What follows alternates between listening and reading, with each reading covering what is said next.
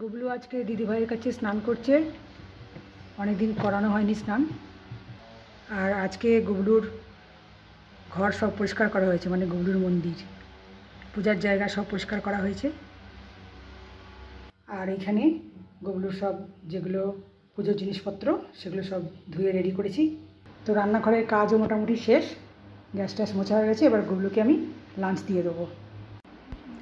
তো গুবলুর দিদি গুবলুকে ভোগ নিবেদন করে দিচ্ছে। আর আজকের ভোগে কি রয়েছে দেখিয়ে দিই। দেখো, আজকে রয়েছে পোলাও, একটুখানি কাজু আর একটু কিশমিশ দিয়ে, একদম সিম্পল, আর কিছু তার সাথে নেই। শসা দিয়ে দিয়েছে, একটু স্যালাড, আর সঙ্গে রয়েছে ফল। ফল তো রোজই থাকে। তো গুবলু এখন খাচ্ছে। গুবলুর আবার মামার বাড়ি যাওয়ার সময় হয়ে গেল, পুজো এসে গেছে। তো তার জন্য সব গোছগাছ চলছে, আমরা সব বেরোবো, তো সেই জন্য গোছগাছ চলছে। এই যে গুবলু বসে আছে, এই ওর জামা কাপড়গুলো রেডি কর। এই যে গুবলুর জামা রেডি করা হচ্ছে। দেখ আর কী কী জামা আছে ওর, নিয়ে নে একটু। আচ্ছা, এই জামাটা পরে যাবে। আর এর সঙ্গে ওর গয়নাকাটি বার কর ম্যাচ করে। ঠিক আছে, তুই তাহলে আস্তে আস্তে একটু রেডি কর, ওই একটা ব্যাগের মধ্যে নিয়ে নে। কি পরানো যায় রেডি করে নে সব। তো আমরা কিন্তু লাগেজ গুছিয়ে প্যাকিং সব সেরে আমরা এয়ারপোর্টের উদ্দেশ্যে এখন রওনা দিচ্ছি। আমার গুবলুও রেডি, আমাদের গাড়িও রেডি। তো আমরা কিন্তু এখন এয়ারপোর্টের দিকে যাচ্ছি।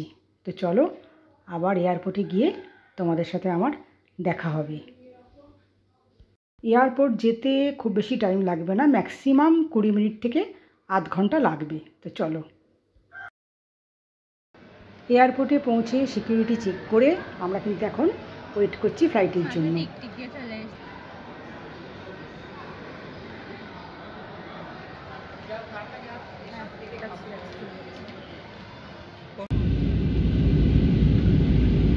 नमस्कार, हम लैंडिंग के लिए तैयार हैं। कृपया जो वस्तुएं आप फेंकना चाहें उन्हें हमें दें।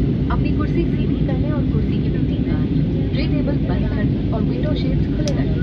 ध्यान रखें, सभी इलेक्ट्रॉनिक उपकरण तारीख airsewa.gov.in पर। অ্যানাউন্স তো তোমরা শুনতে পেলে, মোটামুটি ল্যান্ড করতে চলেছে আর অল্প টাইম পরে। তো আমরা প্রায় কলকাতা মানে দমদমে এয়ারপোর্টের কাছাকাছি পৌঁছে গেছি। তো যত নিচের দিকে নামছি তত কিন্তু বাড়িঘরগুলো একদম স্পষ্ট হয়ে উঠছে আমাদের কাছে। আর এই সময়টা কিন্তু বাড়িগুলো দেখতে খুবই সুন্দর লাগে।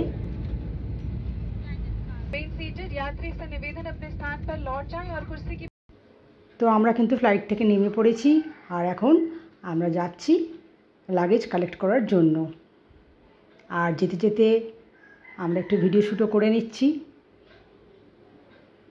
গুবলু দিদির সাথে রয়েছি আমি, আর গুবলু কিন্তু আমাদের কোলেই আছে।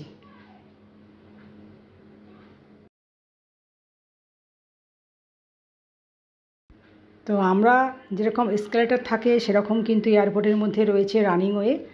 তো যেখানে আমাদের আর পায়ে হাঁটতে হবে না, আমরা দাঁড়িয়ে দাঁড়িয়ে পৌঁছে যাব।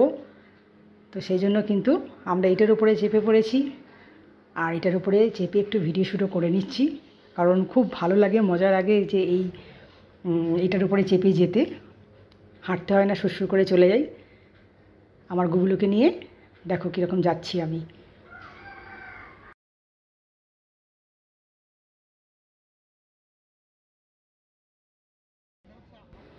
তো মোটামুটি আমরা লাগেজগুলো কালেক্ট করে নিয়েছি, আর এখন কিন্তু আমরা এয়ারপোর্ট থেকে বেরিয়ে যাচ্ছি।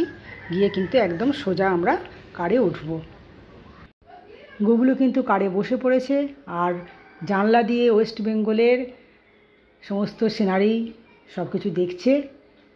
দেখো কী সুন্দর ঘুরে ঘুরে দেখছে আমাদের গুবলু।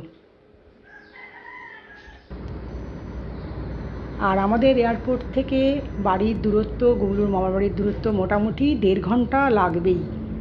তো দেখো কীরকম কাশফুল ফুটেছে, যদিও কাশফুলগুলো প্রচুর ফুটেছে চারদিকে, আর অনেক দূরে বলে আমি ক্যামেরাতে খুব একটা ভালো করে আনতে পারিনি, কিন্তু দেখো প্রচুর কাশফুল ফুটে। তো কাশফুল দেখতে দেখতে আমরা কিন্তু প্রায় বাড়ি পৌঁছে গেছি। তো আজকের ভিডিওটা আমি এখানেই শেষ করে দিচ্ছি। টাটা বন্ধুরা।